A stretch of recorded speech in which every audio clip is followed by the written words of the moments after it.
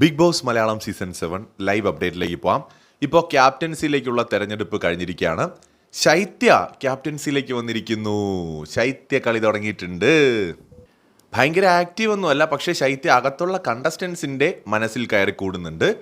13 പേരാണ് ശൈത്യ നോമിനേറ്റ് ചെയ്തത്. രണ്ടാമത് അപ്പാനിയും ബിന്നിയും 6 വീതം വോട്ടുകളാണ് ഇവർ രണ്ടുപേർക്കും കിട്ടിയിരിക്കുന്നത്.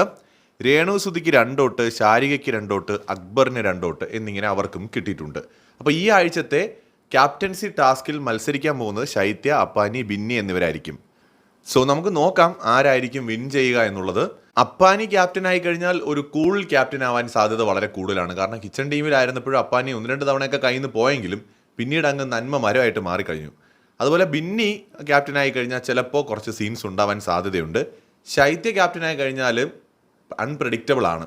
എന്തായാലും നമുക്ക് നോക്കാം. ക്യാപ്റ്റൻസി ടാസ്ക് കൊടുക്കുന്നത് ഇന്നാണോന്ന് അറിയില്ല. ഇവരിൽ ഒരാൾ എന്തായാലും ക്യാപ്റ്റൻ ആകുമെന്ന് ഉറപ്പായി കഴിഞ്ഞു.